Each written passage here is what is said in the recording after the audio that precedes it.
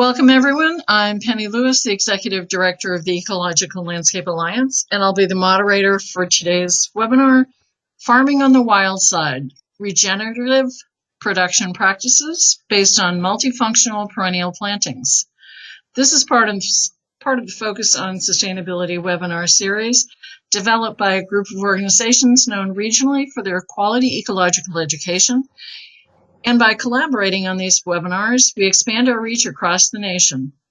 In case you're not familiar with our organizations, they're largely nonprofit and volunteer groups in the United States. The regional groups are the Ecological Landscape Alliance, the Chesapeake Conservation Landscaping Council, the Illinois Landscape Contractors Association Sustainability Committee, the Kansas City Native Plant Initiative, and Rescape California. And now I'd like to introduce our presenter, John Hayden. John and his wife, Nancy, are co-owners of the Farm Between in Jeffersonville, Vermont. The farm is a certified organic nursery and fruit farm and grows multifunctional perennial plantings without the use of pesticides or synthetic fertilizers. Over the past 25 years, John has developed a biologically diverse, ecologically based, economically viable business. John did his master's research on apple pest ecology and has over 35 years of experience in sustainable agriculture as a college educator, extension agent, international consultant, and practicing farmer. Welcome, John. Thanks, Penny. It's great to be here. Hello, everyone. So, we put the short title on the introductory slide here, which is Farming on the Wild Side. And as you heard from Penny, the longer title is a mouthful, Regenerative Productive Practices Based on Multifunctional Perennial Plantings. So it's kind of a nerdy title. And we are going to talk about what regenerative means to us. But basically the presentation will be how our farmscape has evolved over the years, from conventional dairy when we bought it 26 years ago to its current form, which is a regenerative organic polyculture. And I want to talk about using biodiversity to achieve our goals. And I'm also going to spend some time talking just about our history, our philosophy, and now our current practices and thinking. So it's nice to be here. I'm really a fan of the Ecological Landscape Association and happy to be doing this presentation. So let's get started.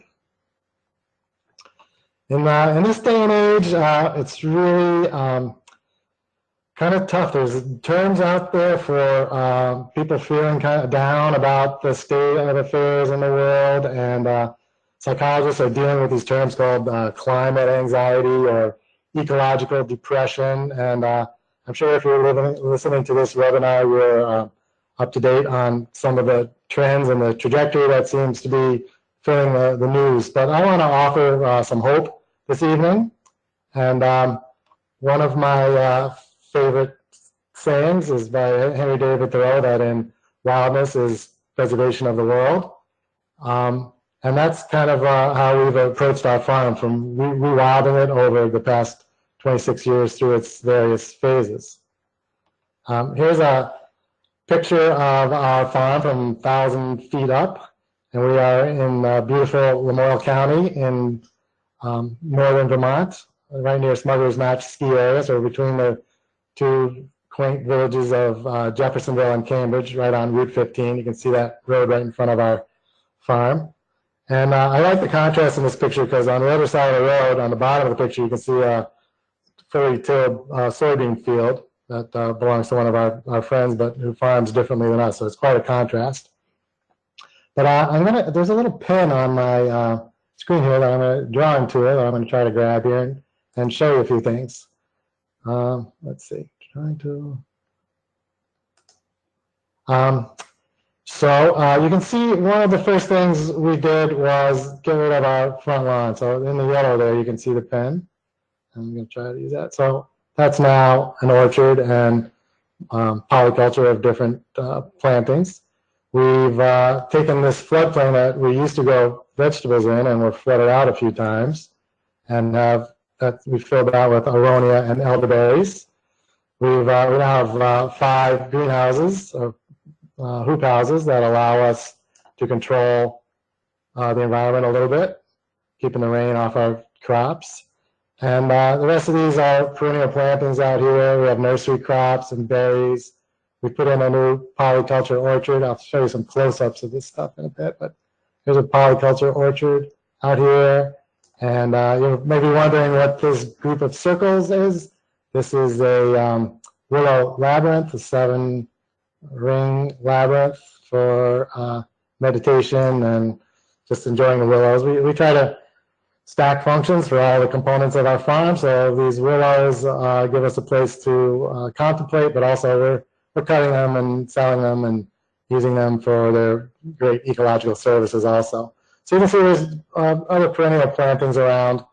One of the things I do want to point out here is our use of landscape fabric for larger areas that we want to put into production or take out of a certain crop.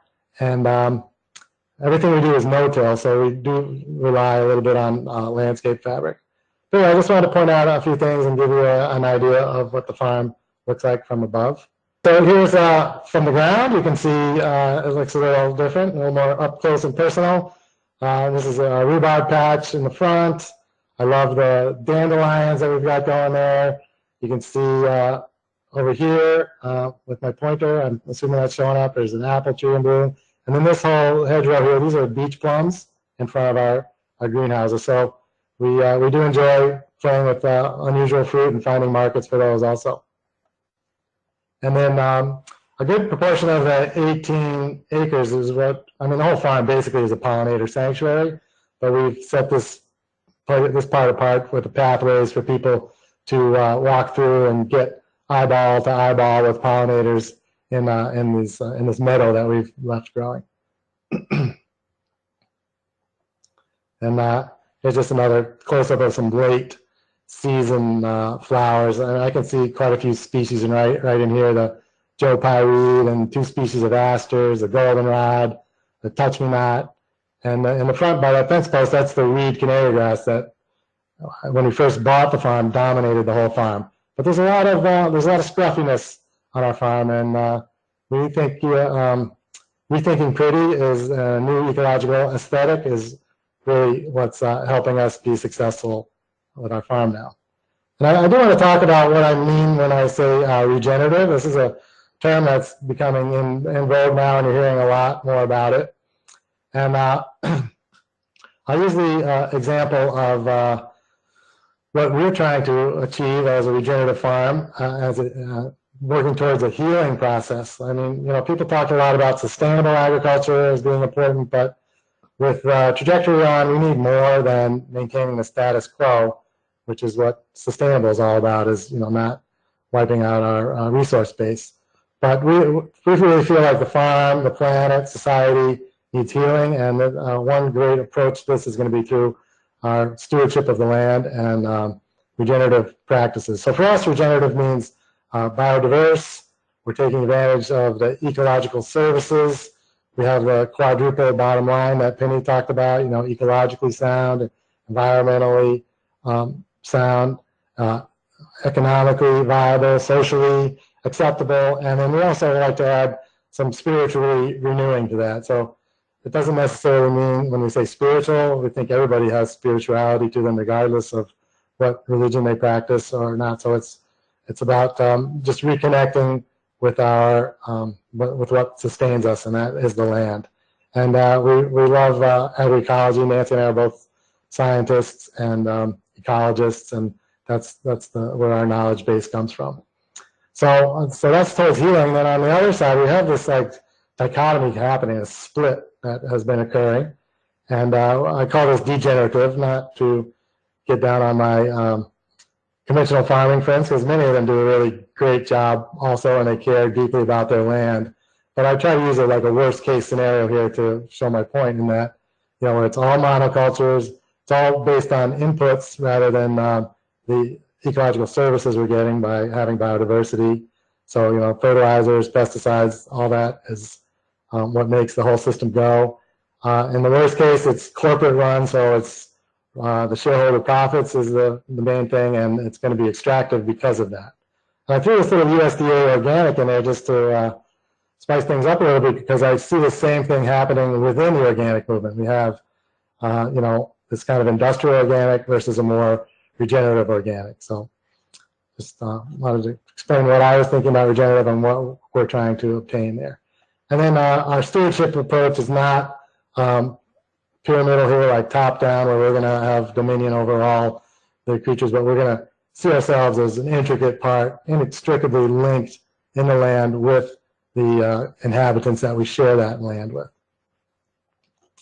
And then there's a lot of information on here, and I'm going to read through our guiding principles, just try to get you, you know, caught up with what we're thinking.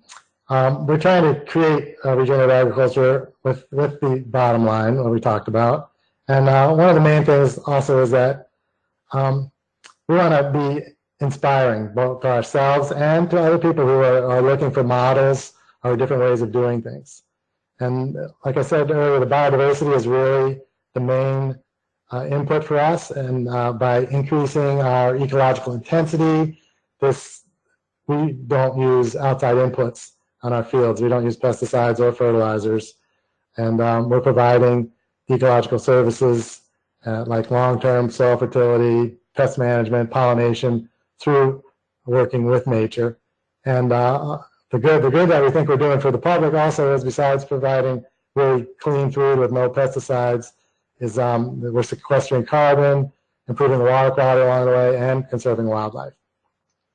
And you know, our principle, we've kind of crafted this life based on our love for being immersed in nature and the ability to go outside and work every day and just recognize our connections and learn by observing and mimicking the natural systems we see. And then the final point for us is that small is really beautiful.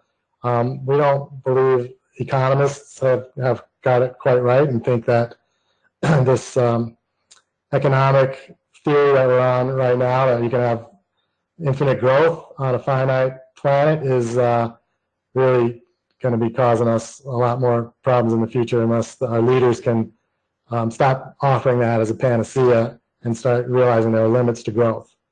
Being small allows us to enjoy all aspects of our farm work. We're not stuck in an office managing accounts and distribution and employees. We're out there actually doing all the stuff.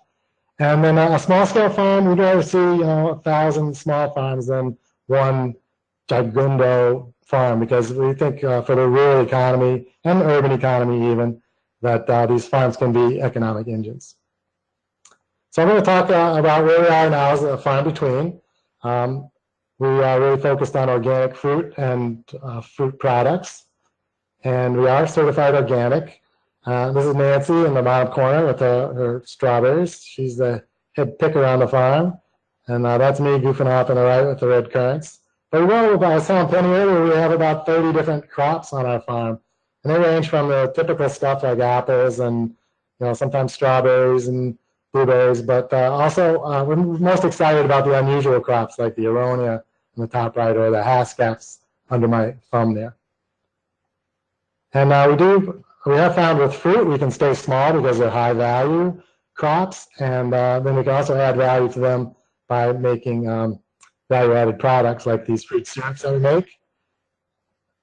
And we have a fruit nursery. Now, this has been a relatively new addition in the last 5 years, and we love this work because we're all about food sovereignty and getting people to experience the miracle of growing their own fruit, watching a plant create a flower and then the pollination occur, and then this amazing fruit that you can eat or transform into something even more amazing just happening. So we're really excited about teaching people and exchanging ideas with really knowledgeable people that come to our nursery also.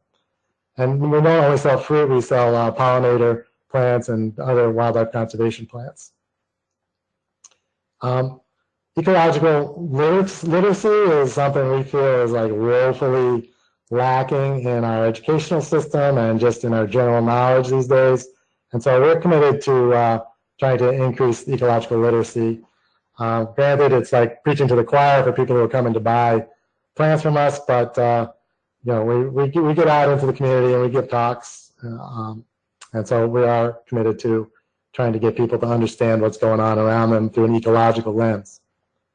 So we do workshops on the farm. This is a agroecology short course from the University of Vermont in our Polyculture orchard.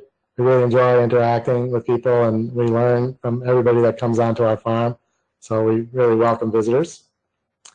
And I want to talk a little bit about our past and how we've evolved to where we are today.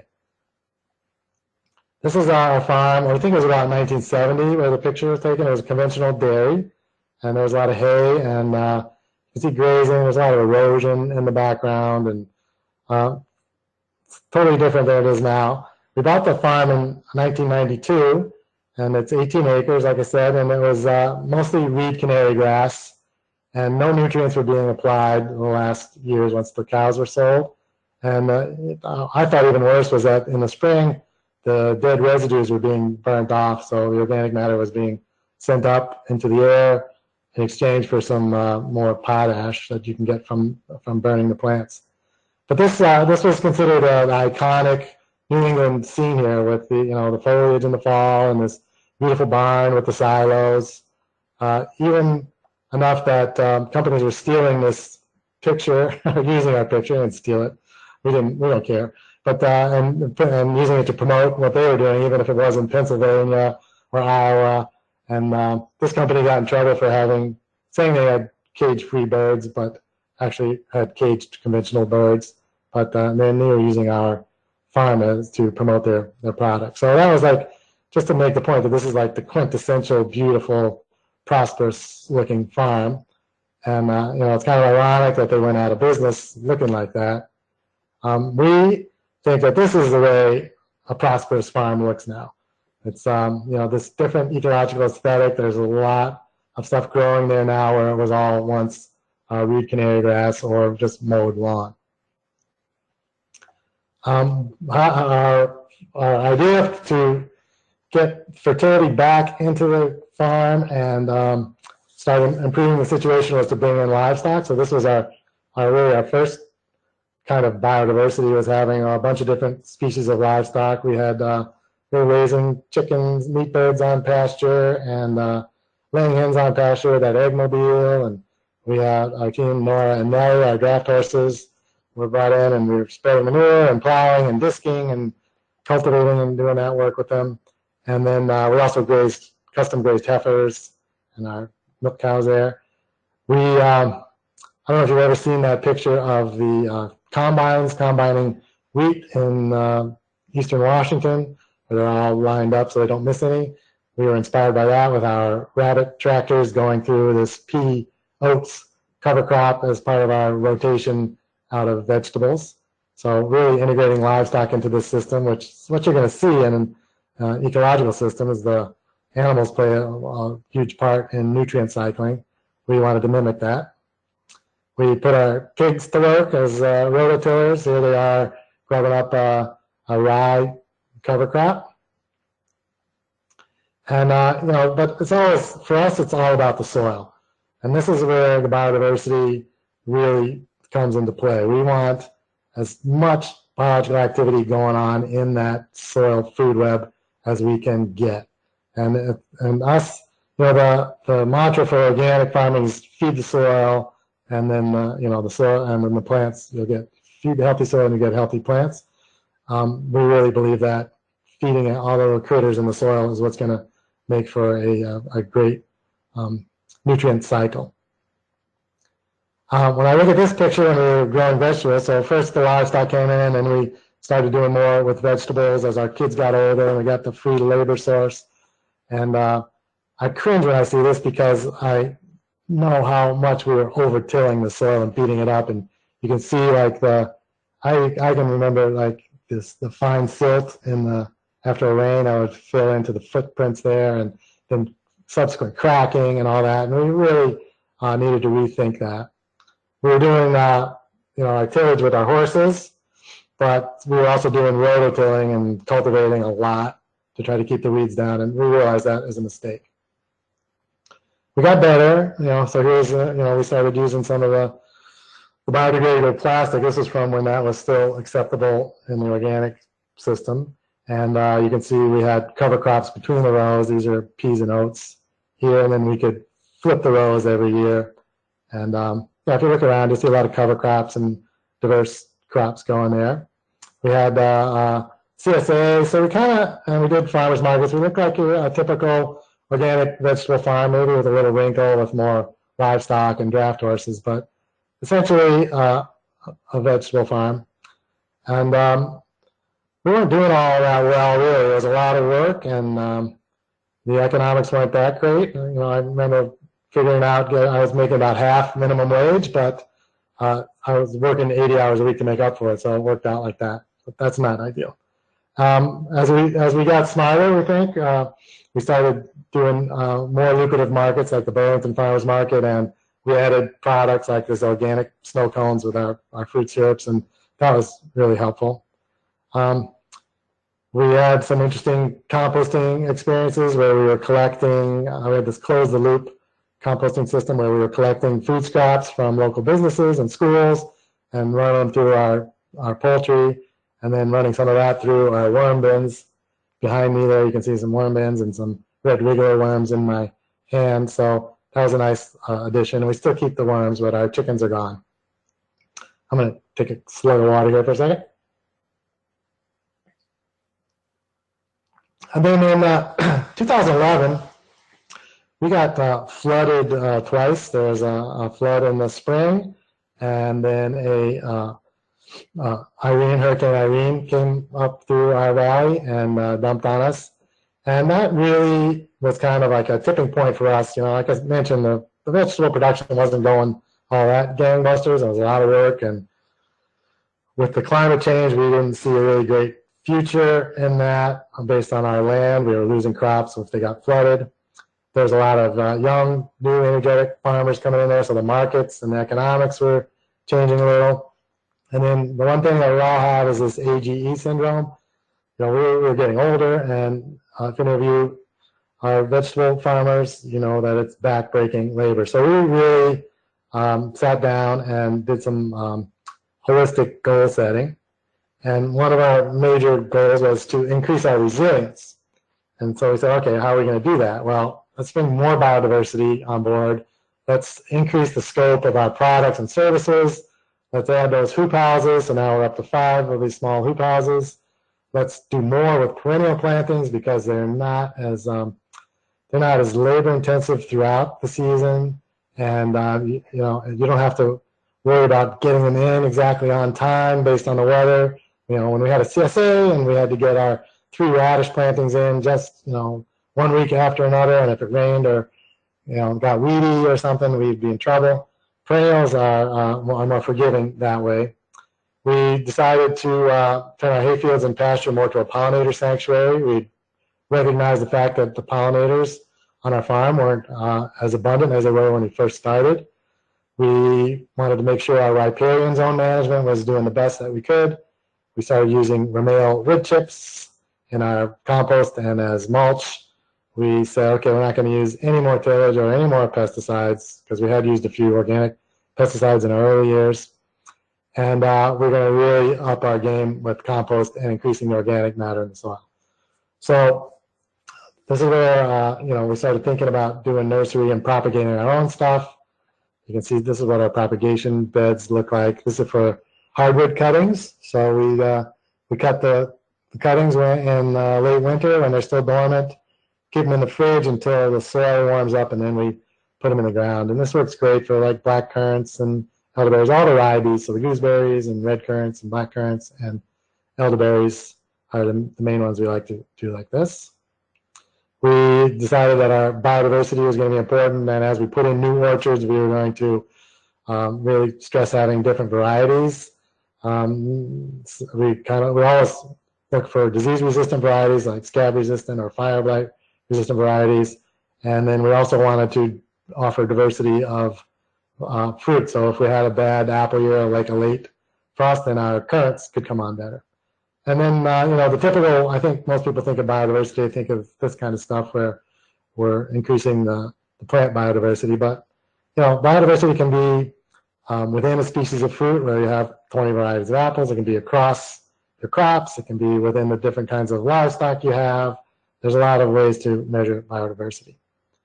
One of our favorite ways to look at biodiversity is looking at bee species. So as a fruit farm, we realize that bees are the major pollinators, and not so much honeybees, because we love honeybees. We keep some honeybees, but they tend to be I call them princesses. They're all from the queen, and they tend to stay all huddled in a nice warm mass when it's rainy or windy or cold outside, whereas the bumblebee queens are out flying early, or solitary nesting bees are out flying early, and from our observations, they're the ones who are really getting the job done in our unusual fruit.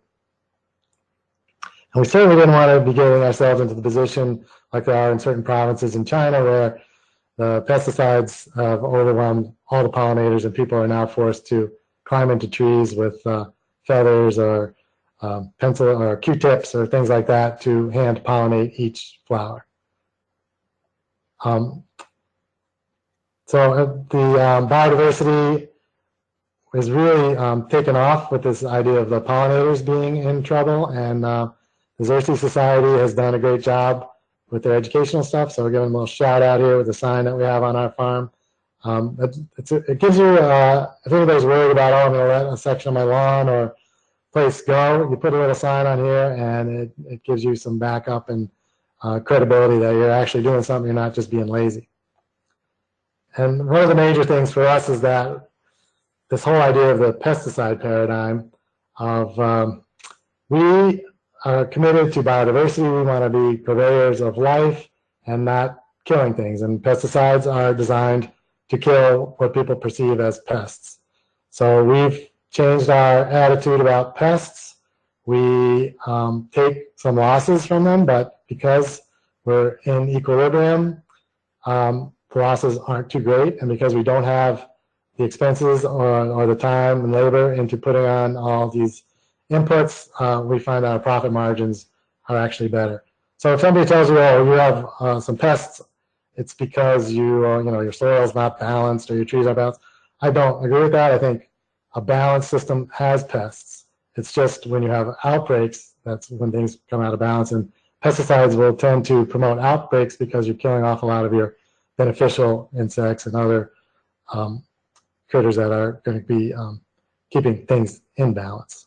So we're done with the pesticides, even organically acceptable ones that are also can be broad spectrum and harmful to pollinators. But I mean, there are some specific ones that aren't, like BT, for example, that only kills that kills caterpillars or beetle larvae, depending on which variety. But even these we think are taking a sledgehammer to a problem that doesn't need it. So, I mean, I'm an entomologist by training, so you can see my bias. I think insects are fascinating, and I understand that they're a critical part of our ecosystem, pollination, wildlife, decomposers. And we have this idea, Will Allen wrote a great book called The War on Bugs, and it's based on the cultural fear and loathing we have for insects.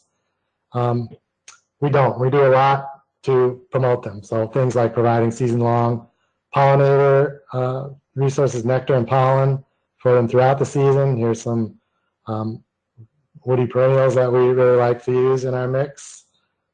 I'm going to move kind of fast through these. I got a lot of pictures to show, just to give you the gist of everything. There'll be time for questions later. We're going to provide nesting and overwintering sites. So for cavity nesting or tunnel nesting, solitary bees and wasps, we just want to create a lot of three-dimensional habitat for them to fill with their young ones.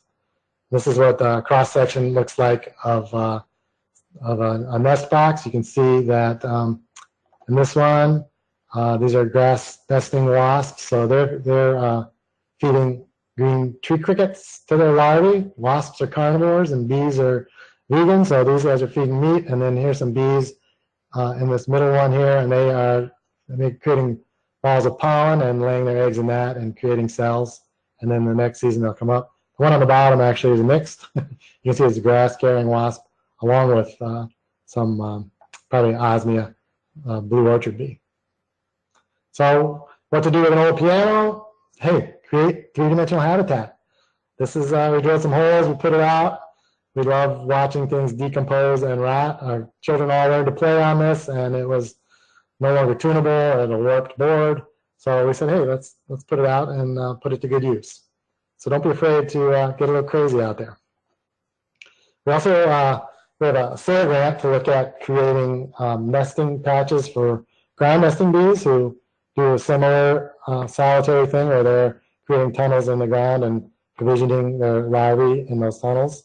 So this is really heavy, silty soil here. We dug it out and put in some sand and are watching bees recolonize that. We do a lot of Polyculture, which is using woody materials, layered and then covered with compost or some soil and planting on top of that. The wood is a slow release of nutrients, but also holds moisture really well. Things grow amazingly well on these mounds that we make.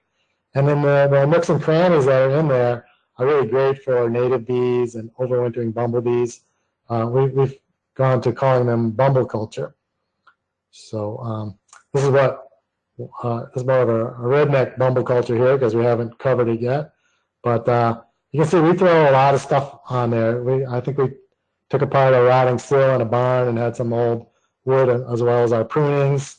And if you look closely in our things, you'll find all kinds of anything organic matter. You'll find old jeans and T-shirts and cardboard and all this stuff. It's just we're making a pile, and especially the prunings. We have a lot of prunings on our farm, and the old school thinking was, oh, you should burn your prunings to get rid of the diseases and stuff. And the last thing we need now is more carbon dioxide up in our atmosphere. We want to keep it in the ground on the farm and take advantage of it. So we'll bury them.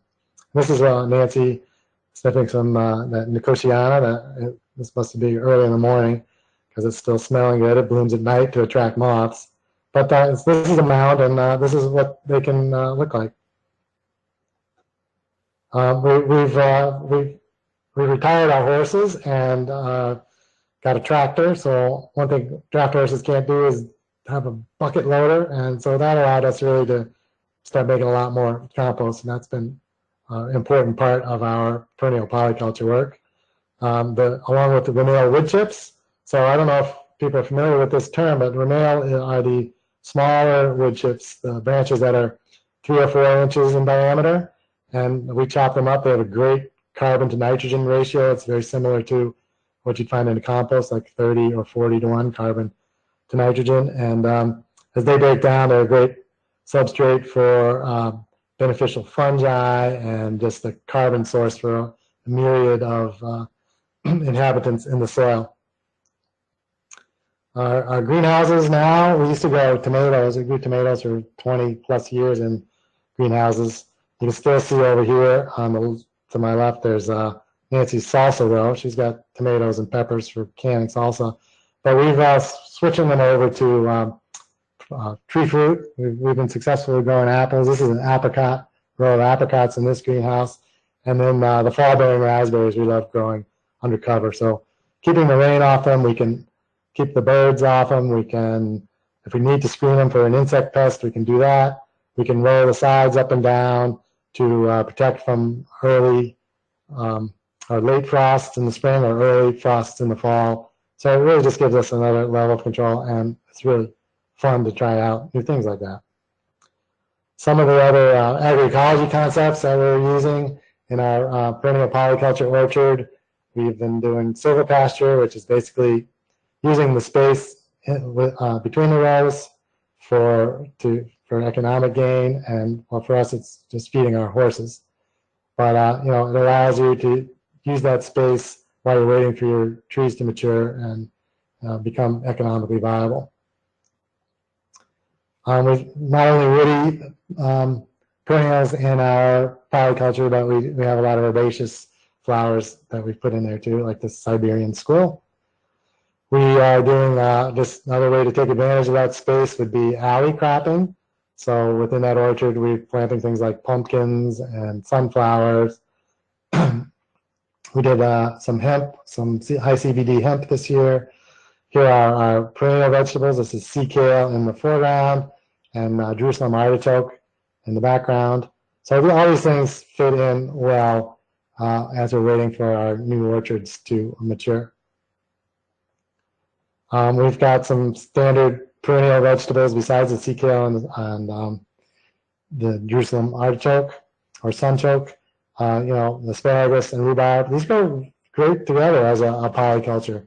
If you plant the rhubarb 6 feet apart with a row, 3 feet between them of asparagus, you will get the asparagus up before the rhubarb canopy closes, and then these you can harvest these, and then once you let them grow into their ferns, they're going to be above the rhubarb, and the rhubarb's going to shade their roots from the weeds, and it's just a nice little system that works well together.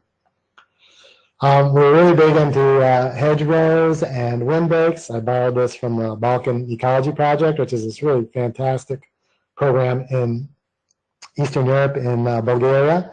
You can take a look at them if you're interested in this kind of thing.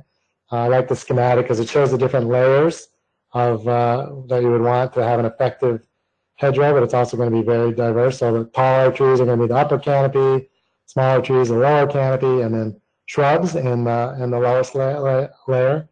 And we try to stack functions for everything on our farm. So if we're creating a hedgerow, we're going to put things in there that we might harvest also. So it's going to be, let's see, I got some pictures here. We have black walnuts in our hedgerows. We have hazelnuts in our hedgerows. We have hawthorn, dogwoods that we're cutting for stems and selling to the floral industry, willows. There's just tons of biodiversity in there.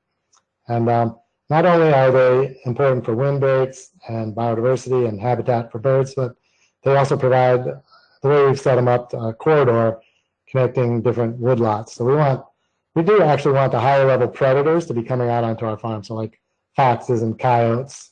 I mean, when we were sheep and poultry farmers, we tried to live in coexistence with them and didn't really encourage them. But now we want them there because they're keeping our rodents under control. And we don't really care for the vole damage in our fruit trees. I want to talk about native plants. We're especially fond of working with native plants for adding to our income and our overall resilience. I'll talk a little bit about those. One of our favorites is milkweed, or we think you should call it milk flower because of these beautiful, great smelling flowers that are visited by all kinds of pollinators. But last few years, we've been playing around with harvesting pods and selling them to clothing companies that are using the silk for fiber, or selling seeds to people who want to grow more milkweed on their own. This is a group of students from another UVM class that we hosted.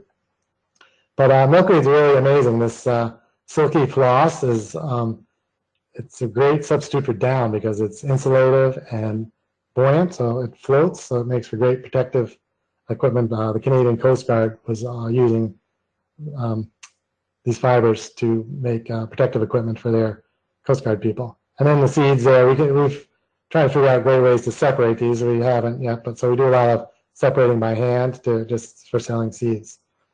The elderberries and aronia, these are getting better known by the public, but in the past haven't been known.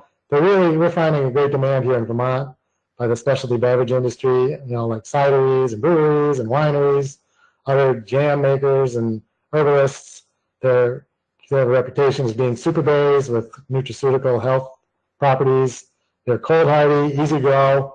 They can thrive in our marginal sites, our wetter soils, and because they're native, they have a few serious pests and are also excellent wildlife plants if you're going to leave some for the wildlife.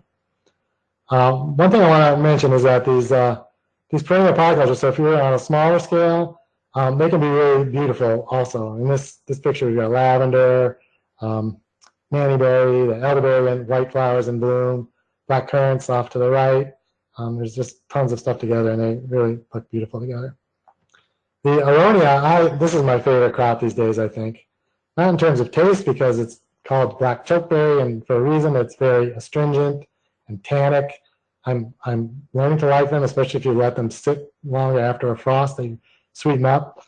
But just the way they grow and how beautiful they are for 4 seasons and grow on wet soils. The health attributes, they got the highest antioxidants of anything can grow. They're just through the roof. And they're colorful, and the flowers are visited by a lot of our different native bees that have co-evolved with them as a native plant. We like willows for, we haven't really hit the economic jackpot on these. We've sold some, but they're just a great early pollen source, one of the earliest things to bloom. Here's a honeybee coming in for landing, needing to get some pollen to provision its brood with protein for the spring buildup, making them grow in moist soils. We coppice them for biomass and for wood chipping, making wreaths, selling stems to basket makers, or colored stems to the floral industry. Pussy willow is a really nice one. We've had some good success in the spring markets selling pussy willow. Here's Nancy and her gallery. And some of the other native plants we really like, high bush cranberry, basically any of the viburnums, the nannyberries and the hobblebush and all these things are great wildlife plants, and they're also really beautiful throughout the seasons. Just like these dogwoods and native roses, same thing. The rose hips we can use in our products for the high vitamin C and the health benefits, but also they're nice additions to wreaths. There's the red stem dogwood and the yellow stem dogwood. Our floral friends are really enjoying them and their winter bouquets. Just a little bit about how we're doing this no-till. Let me check my time here. I got a few more minutes. We use a lot of landscape fabric, and we basically dig holes and put the plants in the ground and then cinch the landscape fabric up next to it. So here's an elderberry planting.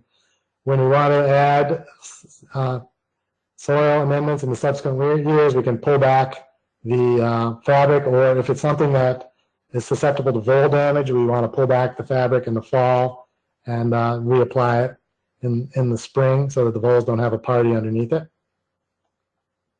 And we also use a lot of cardboard. Here's me doing my dumpster diver impression. That's not an impression, it's a reality. And my neighbors often see me at the general store either head first in the dumpster or standing in the dumpster, and it's good for my ego. But this is how we use them. We use them to as a weed mat for installing smaller plantings. One thing about the native plants we love, they also serve as larval hosts, like for this Cecropia moth. It's on our blueberries, which are native. The native perennials are a great addition in our orchards. These are some examples. When we use cover crops, we like not only using them for building soil, but also scavenging nutrients, suppressing weeds, preventing erosion, which are the standard reasons people use cover crops. But we want to push it a little further and feed the pollinators. So here's a stand of buckwheat, and let me see why my slide isn't advancing. Oh. Here's a little more colorful annual mix of that we use for a cover crop of pollinators. So there's Phacelia and cosmos and some brassicas and sunflowers and just a whole mix. And it works just as well as traditional monoculture, if not better, by having more diversity and different root zones that are being used and different materials that can be put back into the soil and different floral resources. We like to practice scruffy horticulture, thinking about timing our mowing strategically. We're definitely not going to mow this field while it's in bloom with anything. We're going to wait until November if we do need to mow it. Usually we might mow one section of a field every 3 to 5 years just to keep the brush out. But a lot of people think you have to mow every year to keep succession from happening and brush from moving in, but we haven't found that to be the case. So for people who are listening here, we just want to encourage you to think that biodiversity begins at home. You can, even if you're living in the city, you can just put a few houseplants out on your patio, or there's a lot of stuff you can do. Keep some compost worms. But one of the things we really believe in is this idea of getting kids exposed to nature. And the Dalai Lama once said that if you want to change the world, someone asked him, how can I change the world? If you want to change the world, teach children to love the insects. And I think this is a really beautiful sentiment, because we need to be teaching our children about compassion and empathy for the other, and not this fear and loathing of insects, not stepping on things, but just nurturing them and just observing them and watching and seeing the wonder that they can bring. So a few pictures here of some of the great things that you can see if you start letting your place get a little scruffier. Goddesses in the gardens. We're really even learning to appreciate these Japanese beetles. Here they are. Here's what I found on the web for how far are the great things that you can see if you start letting them. So here's a Japanese beetle, and they've even figured out ways to appreciate them. This is them on a wild rose. I think this is a wetland rose. And but one of interest to us is the observation of those two eggs on the thorax. Let's see right there. This is a parasitic chinnid fly. Those eggs will hatch. The larvae will burrow in here, and they'll eat that beetle from the inside out. So we're not too worried about them. Once we've changed our thinking about pests, we don't really seem to have them out of control. And we even find beauty in things that most people would find gross, like these tent caterpillars that have succumbed to this polyhedrosis nuclear virus. So basically this virus that turns them into a sack of goop. And then you could, if you wanted to, take them and grind them up and put them in a sprayer and spread this around. But we just find the beauty in that also. So I do want to remind you that we're going to say we have some time for questions. So if you have any questions, you can type them in for Penny to look at. And we found that, I emphasize a lot about the insects parts of things. That's my bias, I guess. I do love the birds, and we found that bringing back the bugs brings back the birds. Okay, almost all the insects are feeding their babies protein when the baby are growing, and that is in the form of insects. Insects in the ecosystem are the things that turn plant material into protein. So we really should be appreciating them for that. And then these birds in turn are our number one pest management associates. So we really love having the birds. Even this cedar waxwing up here in the top right, during the brooding season, they are an ally. Once our berries are ripe, we change our feeling, but it's up to us to keep them netted out, we find. It's not their fault for coming in, so we don't hate them, we love them. I do want to leave you with this thought. I hope I've covered that the biodiversity is really a kind of a functional beauty, in that we're getting all these services that are replacing the inputs that more conventional farmers might use, and that we really get a lot of joy out of seeing the impermanence and the imperfection and incompleteness surrounding us. This is this Japanese philosophy of wabi-sabi that we find so beautiful, and this walking our land throughout the 4 seasons, we are surrounded by that. So we want to encourage people to just, we don't think you can have enough biodiversity. We think just keep piling it on. And so if we have time for some questions if there are any now. And also, if there's something that you wanted to correspond with us about, or, we love exchanging ideas and hearing from other people who are interested in this topic. So here's our website. You can see more about what we're doing, and you can also email us through there. So, okay, Penny, I'm done with my part. If there were any questions, I'm happy to. Thank you, John. There are several questions. The first is, how are you managing fire blight organically? Okay, so yeah, I don't have a silver bullet for fire blight. We hope for the best with fire blight. It's very specific about the conditions it needs when the trees are in bloom, and the most susceptible are going to be our pears, or apples also are susceptible. And so we start with fire blight resistant rootstocks and resistant scion, or the varieties that are grafted on top of the rootstocks. And then if we do find some fire blight, we will take some time to prune it like well below where the strike occurred and where there might be any cankers from the fire blight. And we're going to disinfect our pruning gear between trees so we're not spreading it around. But basically, that's a tough one unless you start with resistant varieties, and just hope that the weather conditions. It's rare that we have really great fire blight conditions. So we kind of keep our fingers crossed. So no silver bullet, sorry. All right. The next question is, can you give us an example of some of the polyculture plant communities that have been most successful on your farm? We really like the combination of the fruit trees. We plant them on 20-foot centers, and then having some berry producing crops between. So, probably 5 yards away from the trunk of the tree, or 7 yards away from the trunk of the tree, we will plant a berry bush. And the berry bushes we think do the best out there, and thinking in the future when the canopy might start to close and shade are going to be the ribes. So we really like having the black currants, gooseberries, red currants in there. In the center of that planting, we'll also put nitrogen fixing tree or shrub. So it could be Siberian peach shrub or a honey locust or even like a bayberry or something. This I haven't found a lot of scientific evidence that this works really well, but we think we just I haven't seen anything where people have really studied it, so I'm not saying it hasn't been shown to work.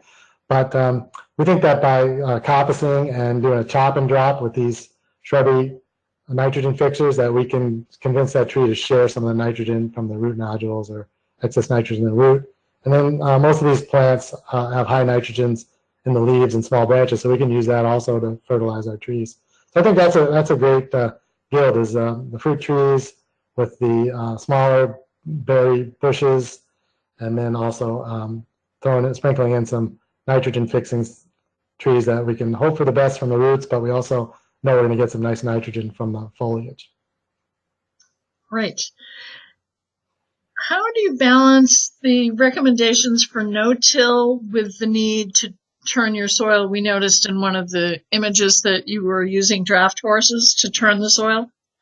Yeah, so that was that was some of our earlier experiences. We were tilling a lot. We were plowing and disking and cultivating and rototilling, and if you think about it, and you're a soil organism, that's really going to not make your day if you're getting chopped up and oxygenated so that the bacteria are going crazy and they're burning up organic matter as they reproduce, and you're tearing up fungal mycelia, and we just think that's really a destructive practice. And so we've been working on ways to get around that. So so people are like, well, how can you do that without, seed? If you're direct seeding, it's easy to do with transplanting. It's the same as I showed with the elderberries. We can put the transplant in and then put some kind of mulch up around them, like cardboard, or we use that landscape fabric. But for a seed bed, it's more difficult. So we have to think a year ahead, and we will tarp an area and then let that go for a whole season, and then pull the tarp up, and we can direct seed things by digging a little furrow, so it only has to be, a half-inch or an inch furrow, and then covering the seed with the compost in the furrow. So we're not disturbing the soil, or it's very minimal till. Sometimes we go through with a broad fork. If you're familiar with that, it's a fork with long tines, a very strong fork that you stand on and pull back on it so that it can break up any hard pans or just get some oxygen down to the roots without mixing up all your biologically active zone. So we're trying to figure out, no-till, and doing it organically has kind of been like the holy grail. A lot of farmers are growing corn and soybeans no-till, but they need to rely on herbicides for weed control. So on our scale, we can get away with it with our mulches. Okay. Where do you use the ramial wood chips that you were talking about? We use those. So, one thing we've learned through experience is not to put wood chips on top of landscape fabric. It's aesthetically pleasing, but it also allows for the perennial grasses to send their rhizomes and roots through it, and they do quite well. And then you have back-breaking labor trying to pull that up after it's been woven into the ground with quackgrass roots or something like that. So we don't use them on that. But we do really like using them on cardboard. It keeps the cardboard from blowing away, And as the cardboard breaks down, usually takes about a season for the cardboard to break down. Then those wood chips are then gone in contact with the ground, and we've had weed control for a whole season. The next year we might come back again and put more cardboard on top of those wood chips and another layer of fresh wood chips. And we'll also just we'll just sprinkle them on the ground as like in an existing orchard. We'll throw clumps of them around. Just we want to feed the soil with as much carbon as we can. I also like to mix them into my compost piles. You saw that heating compost pile. That really gives you more pore space in your compost, so you can get oxygen there if you want to get a hot compost to kill any weed seeds or anything you might have in your compost. So we use them wherever, whenever, except not on top of plastic landscape fabric. And even the type of wood chips are important. We like softwood chips in our acid-loving plants, our blueberries or lingonberries or things like that. And then the other hardwood chips, a box elder we chip a lot, or silver maple, or the willow. We'll use that on our other non-acid-loving plants. Okay. Can you recommend any shrubs other than viburnums that will tolerate light or high shade?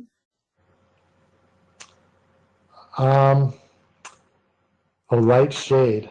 So, I was just going to say that all the varieties are great. They do the best in full sun. So if you're a commercial farm, you want to probably have them in full sun, but they can do well in like half day shade. So if you want something for your own consumption, black currants, gooseberries, red currants, pink champagne currants, all those are going to do well in even a high shade situation.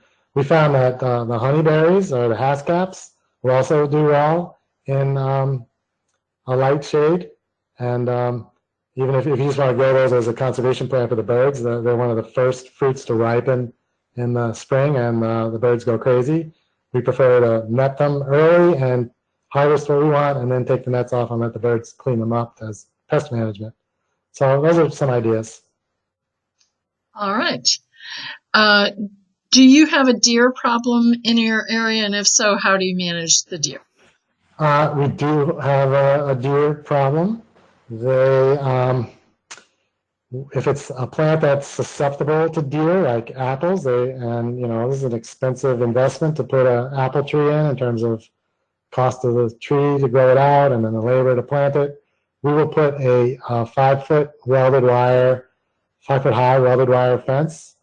We usually cut them in 9 or 10 foot length, so I think they're about 3.5 foot in diameter, a circle. And we'll put that in the ground with a post, and that'll keep the deer off them for those first 3 or 4 years until they've grown above the browse height, and then we can take those fences down and use them somewhere else. So yeah, depending if it's a susceptible plant, we definitely have to protect them. That's one of the reasons we love black currants and the ivy so much, is the deer tend not to eat them. We've never seen deer touch black currants, so it's one of our favorite fruits. And we think about where we're planting things. So the black currants we can plant farther away from the farm because there's more deer out there, farther away from the house. And up close, we're going to try to keep the stuff that's more susceptible to the deer. Okay. Where did you find the bee poster?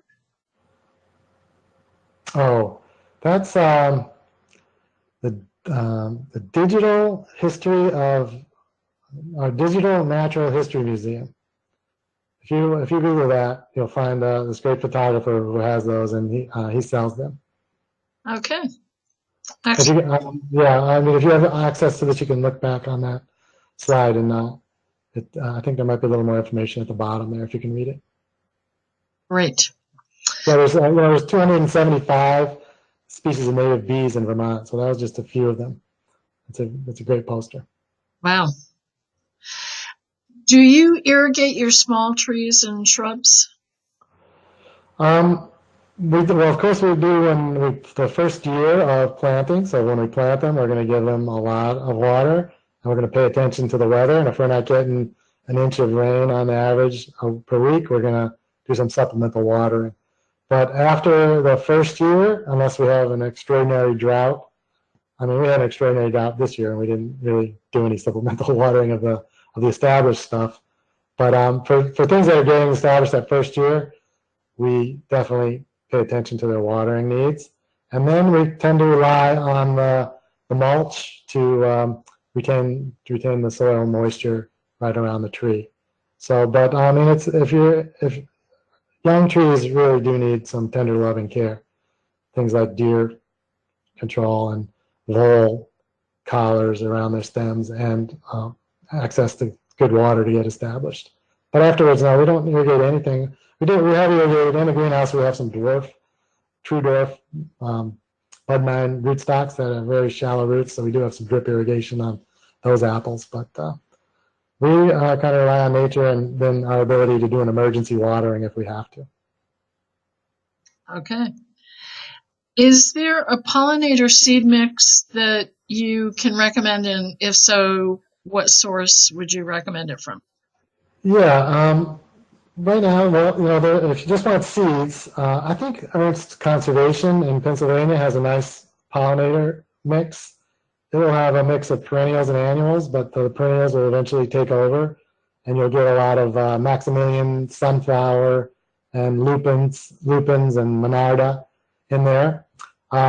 There's a great, I'm going to give a shout out for a great mail order farm here in Vermont. It's Northeast Pollinator Plants, where they'll send you plugs of plants, and Jane Sorensen is a grower there, and she does an absolutely amazing job. And there's even just to get on her website, there's so much information about what plants do well, where, and combinations and things like that. So check her out too if you're not totally married to the seed idea. But we like the Ernst Conservation.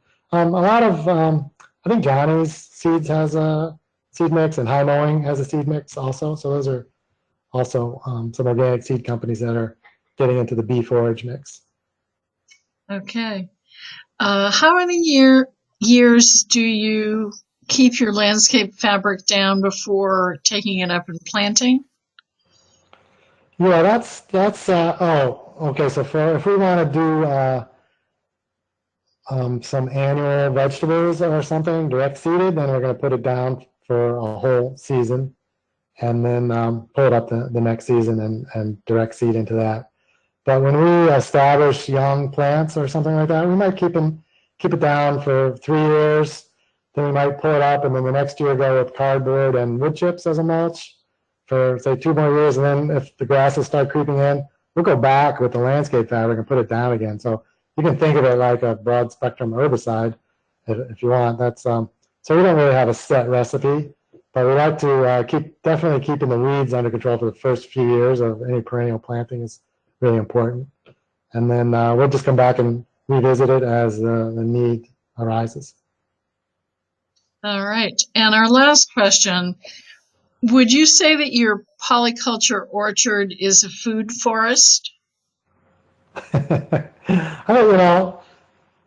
It's planted in lines, so maybe that's the differential between a food forest. It certainly has a diversity of species that a food forest would have, but it's we like the efficiency of going down the line for harvesting and mowing if we need to mow, and scything and all that stuff. So I wouldn't really. It's a linear food forest, but yeah, it's a similar concept. All right. Well, thank you, John, for sharing all of these great plant combinations and growing techniques and strategies. It certainly has inspired me, and I'm sure many others, to get out there and grow some of these wonderful succulent fruits in our gardens next summer.